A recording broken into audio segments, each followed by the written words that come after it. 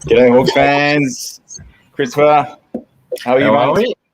Yes, pretty good. Pretty pumped after watching Leto give us a bit of a revisit to the 08 finals and his career. Yeah. Look, we're trying to soften the blow for some of the Hawks fans. What's happening on the pitch last week, not the best. So it was lovely just to walk down memory lane with Leto. And isn't he a lovely guy? Just stopping and remembering fans and thanking them and telling a few really cool stories. And we were really privileged to have Leto. And if you didn't join us for that, you can check it out on talkinghawks.com. It's on the front page where we post all of our new articles and whatnot as well. We do a game preview, player review. So enjoy the content that we're dropping on talkinghawks.com. Follow us on YouTube tonight. You're here. We haven't announced it. We're going to do these from time to time, just some exclusives here. And it's not keeping the head low because of the weekend just gone, but it's handy having a few days since the match, I tell you. Yep. Yes, it was not one we want to relive too closely, but at the end of the day, we're here to discuss it. So, let's get into it, I guess. Yep. G'day, Nick. G'day, Tom. Thanks for joining us unannounced. Clearly, Hawthorn champs. Mate, you boys are probably going to have the show with us tonight. So, we're going to enjoy a little bit of a casual chat. But there's been a few things going on. Tonight we'll get to look at the Hawks Freo. Review. Freo game. We'll look at the games to come up. Injuries have hurt us a bit. A little bit light on with Box Hill, given there was no fixed game. But there's some rumours starting to sort of circulate around some interesting players and whatnot. So let's tuck in a little bit now. If you've got any good questions, guys, drop them in the chat. Keen to know if you joined us for Leto last night and if you enjoyed it, what you enjoyed the best. Just let's start there, Christo. Rick Ladson, pretty humble, quiet, country lad, Bendigo lad. What was your favourite thing from last night? Yeah, very humble. And just his huge family man. Obviously had his family around him watching the show, which was great to see them getting around us. Like you said, just going to the reunion and just his, experience with the older guys from previous premierships as well. So that was just good for him to explain how much it means to win a flag and have that bond with players for the rest of your life. What I really love that we get to do is, with the generosity of the former players, and we've been fortunate to have a lot of premiership players, you're just building this picture of what happened behind the scenes and what was their experience and their perspective and their relationships. And I think as a Hawks fan, and we've enjoyed a lot of success, it is, whilst we're a little bit success starved right now, it's nice to be able to have that exposure and access and look in the world of in Australia. Welcome to those from around the world joining us. But being able to connect with Hawks fans and enjoy those people that we've been jumping up and down about over the years, I just think that's the best. The biggest one for me was probably him highlighting his injury going into that final, and I didn't realise how bad it was. And as he said, he probably should have missed had the scans picked it up. So it's just very lucky to have played, and now he's part of history. Yep. Good one. All right. Well, Nick's kicking us off. Absolute cracker. I don't recall the stats or have them in front of me, but I think he had 28 from memory, but over the last few weeks though, every single game, it's progressively higher stats. And look, he's going to top out. You're not expecting much more than 28, was it? 27? From memory, it was 28. But what stood out to me was one of the balls in the backline, and he got the hard ball, gave off a handball to Tom Mitchell, and actually did a legitimate shepherd, which just doesn't happen anymore. So, and it gave Mitchell time to compose himself, and just if he hadn't have done that shepherd, which a lot of people don't do, Tom Mitchell would have been under the pump. So, good. Those just those little things that discount, those 1%ers. They go a long way. Look, it was 27 disposals, 7 contested, 8 rebound 50, 6 marks, 85% efficiency, 550 metres gained, if you don't mind. Huge. Which was 146 metres more than any other hawk. So, yeah, very impressive. 16 pressure acts. Crazy. Off the charts. Like career high for him. 6 intercepts. So, by far, you're writing home about Lachlan Bramble. That was beautiful to watch. Certainly was. By far the standout. With probably maybe CJ before he went down with his injury. So we'll touch on that later on the episode. Yep. So, yeah, look, we're hurting a bit with Scrimshaw as well going down. They just got towed up on too many parts of the ground for mine. Fans, let us know what you saw, what you thought. But probably for the first time in a long time, Frosty's lowered his colours. But there was some defensive help that probably went down that didn't assist. So I think, what to get 6 goals, 4 points kicked by their 2 forwards and lob, man. He dominated. Yeah, it was frustrating to watch how easy it was for him. But like you said, it's a number of factors, not just his direct opponent. Yeah, 90% disposal efficiency though. So, 3 contested marks, 7 marks overall. Pinching some of these little gems and stats and insights from some of the articles that get written by Reese. So thanks, Steve. I hope you enjoyed it. We've got a lot of positive comments with Lado. So what do we got? I think Nick, we got killed in the middle, which is exactly right. Sean Darcy just dominated out of the ruck, marking around. It was like every time we were trying to kick forward or down the line, and he was pushing back into their defense as well. Like we'd kick it forward. It was like we were kicking it to him. It was so frustrating, but that's just credit to him. He played a great game. Well, Tom thinks Frost was respectable, and you think about it, we've got probably our back starting 6 almost on the sidelines injured at the moment. So, when you're shouldering a whole lot more, fair call, Tom.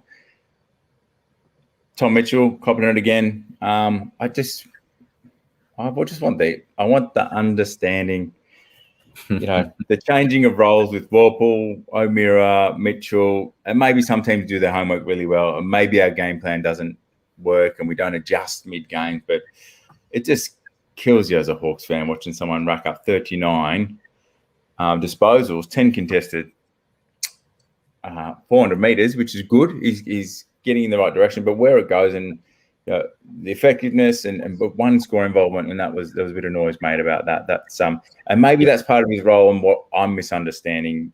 It's frustrating. Sarong did a good job on O'Meara as well, so we didn't see his normal polish.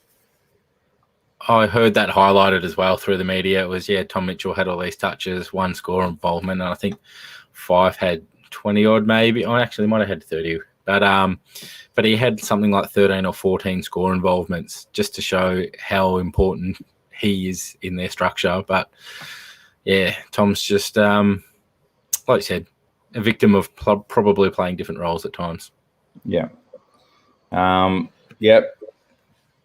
Can't disagree with you there, Tom. Barry, thanks for joining us. The big boy equation again, it's sort of evolving. The last month we thought we sort of had an understanding of where he's going to play, and maybe with Reeves out and in, maybe it changes a bit there, but it's got to see where he lands. I want big boy to hanging around, so we'll see. Here we go. Tom likes him. There you go. Yep, possibly could happen. It makes sense this week. Reeves did play again in the scratch match on the weekend, so he's keeping his match fitness up, so he may be a chance to return. Segler's had a couple of just par games, so it might be time to go with that youth policy. Yep, all the way now. Our boy Denver, he wanted to come in and hold his spot, and if he didn't get concussed by going too hard, he probably would have kept his spot the whole time, but he's looking good now because there's a few spots up for grabs. And I think for mine, Hanrahan coming in for Scrimshaw, probably it's hard watching him and Nash come in after dominating at Box Hill and then not bringing as much. But for Hanrahan, for the amount of time he only had 3 handballs. So I like him. When we got to hang around at the Jeka and walk around with some of the players, and Ollie was great. Yeah, really nice guy. Yeah, good character. Yeah, I guess I maybe have warmed to him for the whole experience, but it's his name was thrown up today, so a bit of interest from Geelong and Gold Coast. So it's pretty early. It's what have we got? Like 5 or 6 rounds to go, and yeah, maybe it's because of our position on the ladder, knowing that we're going to be pretty active with trading and the draft and whatnot. So maybe that's just where it's coming from. But I was interested to hear his name get thrown around because it was probably a name I wasn't expecting. Yeah, well, look, there's chemistry. There's a whole lot of mixes coming in, and the age and balancing that. But look, fans are just jumping in with a few of the comments. Might Guy, I think Bramble is going to play he's going to be the new Shield. I've been saying that for quite a few weeks. Agree with you, Barry. Tom does great at getting the ball out. Get it to the right guy. We're good to go. So this is, who did I say? Yeah, Nick here. Good point this week. No problems. Why not? We'll talk about the wooden spoon possibility and Horn if we get the top pick. That'd be interesting. So, and Ben Brown coming in now. So for this week, it makes sense to me seeing something like that, Stephen. Great call. Stephen, you join us regularly. I feel like your name's too long for me. You need to tell me what your nickname is. And then, so some interest. Let's Schultz from Freo. We're going to bounce around a little bit here, Chris, if that's all right. Yep, let's do it. Fans are going there. So we'd like to save this towards the end of the season, and we want to be very respectful. But given Ollie's name came up, there he is for this season. And he was off to a flyer. He kicked 3 goals in the first game too. Yeah, I was really pumped for him this year. It's just it's stop and start, and I think consistency of games helps any player with their confidence. Again, I would love to see us back him in. He is young. If there's interest and the deal's right, footy, it is a tough game. But here's the interest. Lockie Schultz. A little bit more green there. Have you got what Scooter gave us, Chris, around the scenario there? Can you bring that up? But while I'm just talking, I like the looks, the option here. So medium forward, and it doesn't necessarily mean a light for light, but if Ollie's ends up going somewhere else, fans, give us your thoughts here. Lockie Schultz, similar size. We get a few more colours in the right direction here with his disposals and 1.1 goal. That's not too bad for mine. And apparently, Chris, have you got it at your fingertips there? Which part are you looking at? Sorry? Schultz, apparently he can come across as a free agent, basically, to the Hawks. Yeah, I think because of the COVID rules, it was, where are we? Because he was a third-year player and he qualifies as an unrestricted free agent because he was technically delisted by Fremantle under the new rules and then put onto their rookie list. So that means he is, an unrestricted free agent, so we can chase him. Yep. Even though he's 22, was it? Look, you never know where all this is going to go. So he's 23. Narkle is one that's been talked about as well, both by our team and Talking Hawks and others. You see that around the trap. So sometimes the change of environment could be the word of good for someone. And Charlie Constable, the other one from Geelong. Well, you'd probably take either, wouldn't you, if it was a straight swap?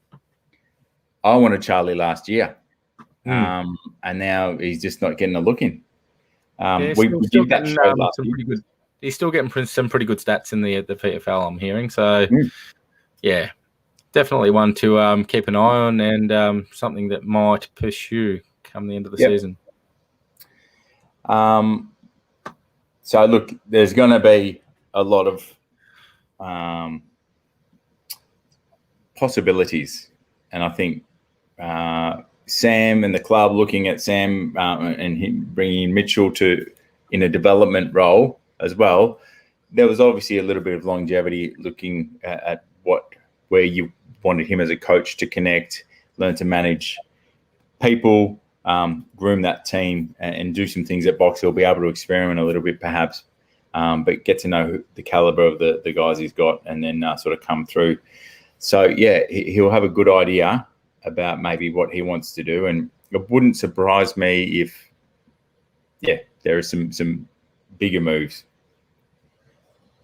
Yeah, the Hawks always surprise us with what they've got their eye on, and they always keep their cards close to their chest. So, yeah, I'm sure there'll be a little bit of movement, but I'm expecting to, maybe get some left field younger players, not so much top up older players this time around.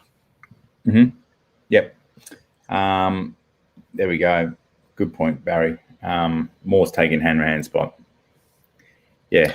Yep. Those two were both, up and about at the start of the year, Moore and Hanrahan. So, it was maybe a little bit of a lottery who got that spot. But so the other player highly mentioned this week was Max Lynch from Collingwood as a ruckman, and hasn't got much of a look in at Collingwood. I guess they've got Cox, Cameron, and obviously Grundy. So good possibility. I heard he had a good preseason game against Grundy and dominated him. So I'd be interested to see if I can get some highlights or something, and then he might be something that's genuinely there as a second young ruckman for us. And if there's that interest in people, Geelong, maybe sniffing around, seeing who, if there's some interest in Segs. So going over that way, you never know. So anyway, we meandered. We will do a bit more in-depth look at things. So what do we got next, Chris? Probably, do we want to go to the injury list? It's pretty pertinent for this week because, Box Hill, not having a game, had a bit of a crack against a combined North Melbourne and Carlton team on the weekend. So as far as a write-up and a whole lot of meaningful stuff, look, there was some comments by Sam as an article on the Hawks website, but Finn, briefly, as a defender, defended well, looked comfortable. It's interesting what they would be doing in a game like that because it's more so about, I think, just putting the miles into the legs. But obviously playing an opponent that's made up of two different clubs, it's an interesting dynamic. So from the scratch match, we had Mitch Lewis, James Cousins, Finn McGuinness, Josh Morris, Ned Reeves, and Seamus Mitchell playing his first game, I think, in about 2 years. So been on that injury list all year for us. So it's hopefully hearing good things about him. It'd be nice to see him get a little game before the end of the year. And interesting, Sam Mitchell talked about Reeves being challenged by North Melbourne's Tom Campbell in the ruck. So, and he learnt a bit. Campbell's a big unit. Yeah. Learning a bit about the running patterns. So, that's okay. We don't have too much. Mitch Lewis, I don't know, does he get a look in? We'll see. But first game back after a long time off with that concussion. So hopefully he's feeling better. I know he's got a bit of golf in. Seen a bit of footage. But he did kick one goal on the weekend that I'm aware of, and we lost that scratch match 46 to 111. So he scored one out of our, I'm not sure, maybe 6 or 7 goals. Yep. And Fergus Green kicked 3. So he's another good game backing up off his 6 goals. So again, wouldn't be surprised if there's other clubs sniffing for him and we lose him from Box Hill. Yeah. Yep. Well, Sam knows what he's got under his nose there, so we'll see. So go on to injuries then, mate. What as we look ahead? So injury list, may as well go over the long-termers, which we all know. Jarman Impey is gone for the season with his ankle. James Sicily's gone with his knee for the season. CJ was done this round with a PCL. So that's his season gone. I don't know if that's going to be surgery or if they're just going to let that heal itself. The other one from the weekend was just Scrimshaw, which was concussion. So not sure exactly how that protocol is progressing, but I'm assuming he'll miss a week. Blake Hardwick, hamstring tightness is a test, which is good because I don't think he missed. How many did he miss? Just one so far? Harry Morrison, hamstring 1 week, so he's been out for a while, getting close. And Chad Wingard with a hamstring for 1 week. Will Day, the other one, sorry, ankle for 4 weeks. So that's potentially leaving him the last 2 games of the season. Yep. So whether you risk bringing him back, I don't know. The only positive I can see about bringing Will Day back is to knock Richmond out of finals in the last round of the season. Yeah, it's we start thinking about that end of year draft, don't we? In the position we get into. So, look, one of our favourites, Scotty, in the corner for you, son. No late pass. Get out of here. No, Scott's done an amazing job with the Talking Hawks logo after I drove him nuts. So, sign rider extraordinaire, loves his go-karts. Glad you're with us, mate. So I like this, bringing in Callow as, we're lacking a little bit now. So defensively, just let him get a few runs. Oh, well, Jeka's got his little, he had a go on the weekend and kicked a couple of goals. So I think he'll hold his spot, won't he? I'd say so. Yeah, for sure. Yep. I can't remember who made the suggestion earlier. It'll be interesting to see if we do experiment with 3 rucks. I'd give Big Boy a rest if he's tired and stuff. Like right now, if there's a niggle, this is going to polarize again, and it is. Hawks fans already. Do you want a wooden spoon? I generally have hated the thought of even having the taste of a wooden spoon, but we haven't won one since 1965, so that's an impressive record in itself. And as much as I don't want one, it's out of our control. Personally, if we decide we want one, it's out of our control. So if it happens, well, might be some good stuff coming our way. Yeah. Well, look, it's depends on what's happening. There we go. In the know. So it would be interesting. Horn's playing at Norwood, isn't he? I think so. I've seen him lay a pretty big tackle on the weekend, which I was pretty impressed with. So huge. Yeah, very excited to the potential of getting him into our team if that wants to be a wooden spoon. Yep. So we'll have a really good look at that. But what do you think, fans? Do you just tonight? We've got a smaller audience. Straw poll. Do you like the thought of just getting the highest pick, so you've got the choice of everything, or are you happy with a second, which might slip to a fourth? Thank you, my guy. It's tough. It's really tough. Like I said, my instinct is to say no. I don't want a wooden spoon at any cost whatsoever. But yeah, you look at the other side of the coin, and it might reap with some nice rewards for a good rebuild. There's always good talent in the top 10. They generally last 100 games. That top 10. And that is a big argument. How many number 1 picks have failed to deliver, and pick 2, 3, 4, 5 end up being the gems of the draft? So, I don't know. Right now, from what I've seen, Horn looks like an absolute gun, and but we'll never know. We'll never know until it's too late. Well, even going through that draft with that Ladder was part of in the interview, he talked about Hodgie was 1, he was 16, Campbell Brown 32, Sam Mitchell 36, I think it was, and just the way they all contributed over the journey. There was a couple of others in that draft. I think Robbie Campbell as well, who played in that 08 flag. So. It's interesting. There's a mixed bag from the fans here on ideally 2 in the top 10. That's a bit like Hawthorn to negotiate a few movements in the up the ladder. if we have to give up a second rounder and something else, or a player and this or that, and yeah, just to weasel our way up the draft order, I'd like that. Yep. Yeah. The 9, you're going to have to clarify them for me here. What's our backline going to look like? Well, is this next year? I'm guessing, yeah, that's what I'm tipping. So Sicily back, Gunston's back, but I'm tipping he'll move forward. Obviously, Impey's gone for the year. Will Day will be back in, but I'd prefer to see him move up to a wing. But it all depends on what happens and who we draft potentially. Hardwick for sure. Hardwick's the other one out. Probably CJ, Scrimshaw back in. DGB might hold his spot. I'd like to think he will. So yeah, you're going to be able to mix and match. You got Frosty there, so you got there's 7.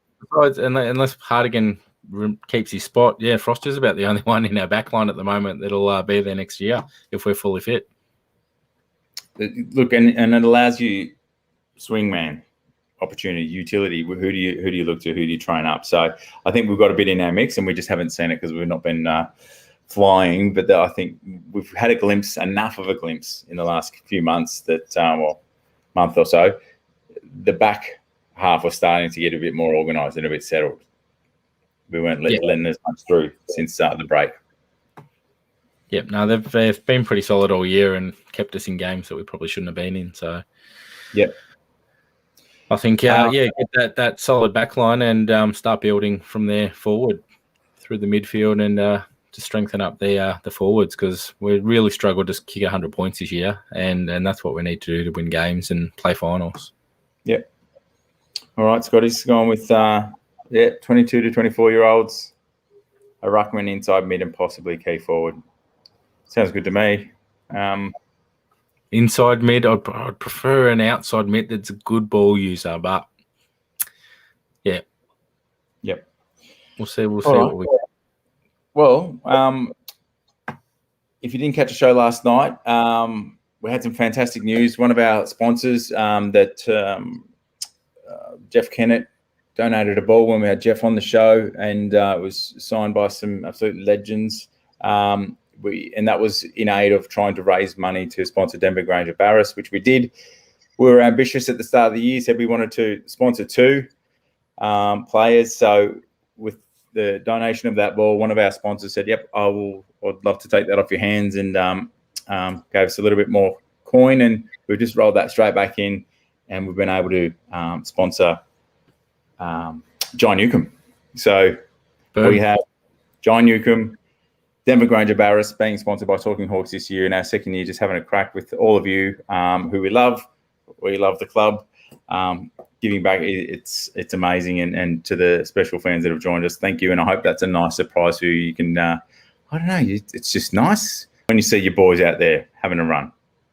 Yeah, definitely. When we watched him against Port Adelaide and he laid that crunching tackle, I was so pumped. So, I just hope everyone feels the same as we do. Yeah. Well, here's a hope for this weekend. So, could be raining. It could be raining. It might help a little bit. It's we will see. Melbourne just lost to GWS after we beat GWS.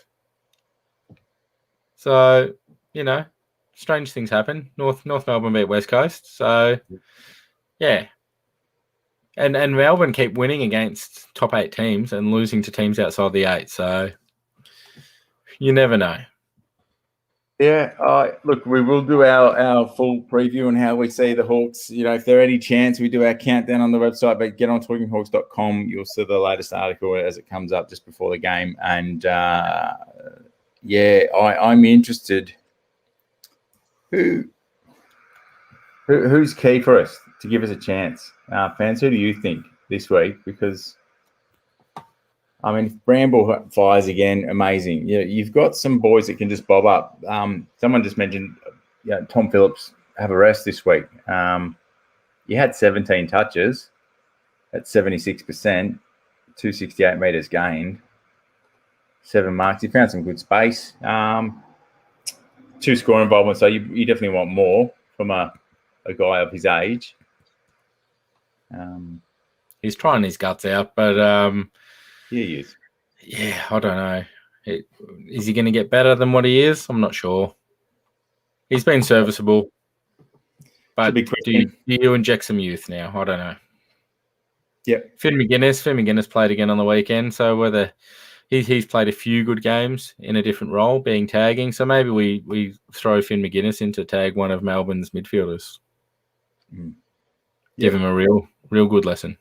And if it is raining, a few of the fans talking about it, just their tools, Ben Brown in and some of their others, it'll be interesting. Will the defensive, Lever and May, like some of these boys across the year that have done very well for them, will our Crummers do a better job? I think we've got some bigs. I've liked the mobility of Cozzy. He's not bad under his knees. Maybe someone's thinking it might be time for him to have a rest, but we just got to get games into these boys. It doesn't matter. It's a good experience playing what will be a quite a strong physical contest, I believe. Melbourne won't take a back step. They've got a lot to play for. There we go. Brewsty for 5. That's what we need to win. Yeah, well, that'll definitely help us at winning the game. I guess we just need an all-round contribution. But, yeah, if someone can kick multiple goals like that, we'll be give ourselves a chance, I guess. Yep. Gunston's not coming back anytime soon. I think they just put him in Cotton Wool now. So, yeah, look, for mine, we're going to have a shorter show, but let's just go to the fans. What do you think this week? Get there if you can. What's your margin? Who's going to win? And tell us who's out there that hasn't maybe been playing every week. While you guys put your margins in for this round, Box Hill is playing down at Casey against Casey Demons, which is Melbourne's VFL side, on Sunday at 12 p.m. So we might venture out there. But, if you're local, be nice to get down and support the boys. It's on Channel 7 if not. So tune in and see what our future looks like. All right. Who I would like to see, what have we got from the fans? You've got me, Scott. That's what I want to see. I want to see Newcombe back in. That's my player to see. I'm going to tip the D's by 21, sadly. And that's not me tooting the horn at this stage. It's just I think it's going to be a tough match with some of the players, the talent that we've got out at the moment. So happy to be surprised. Who do you think, Chris? Who do you want to see out there this week that maybe hasn't been getting a game every week? They just rested Saunders. I've been a big fan of his all year. I'd love to see Saunders with a bit of dash and a bit of run and carry, possibly get a game in the wet maybe. Yeah. Saunders over Reeves? Well, I don't like you talked about playing 3 ruckmen. If it's going to be wet, I don't think they'll play the 3 ruckmen. So I'd be more inclined to get some smaller cattle on the field and give us some run and carry to try and to beat Melbourne this week. Like maybe Finn McGuinness or a Josh Morris even, crumb some balls and snap some goals. But I think Melbourne should be too good by 5 or 6 goals. Call it 33 points. All right. Adrian's close to me. He's on 19. Thought these might get up by 21. But, yeah, there's some confidence in the Hawks. Good on you, Tom. Oops. Sorry. There we are. Yep. Excellent. All right. Well, short one. Not always the nicest of shows, but we're stumping up. Hail, rain, or shine. And, look, there's a lot of sun to come with our future. So stick fat. If you can get to the game, do it. Casey Sunday, you might see us down there. And parting thoughts, Chris? Yeah, like you said, we might be stumping up for another review next week, which isn't pretty, but we'll be here same time next week, whether it be Wednesday or Thursday next week. But hopefully there's some positives to take out of the game, even if we lose. Yep, absolutely. All right. Hey, Talking Hawks, we're looking for a little bit more talent moving forward. We need some help with some marketing and maybe some writing experience. So if that's you, I know it's a small audience, but maybe you're watching this afterwards, get in touch with us through our socials. And, we'd love to see if there's a bit of a match there. So we've enjoyed bringing some young blood into the mix, and I think the fans have received it well. So, all right, have a good week, everyone. Go Hawks, and we'll catch you soon. Cheers, guys. Go Hawks.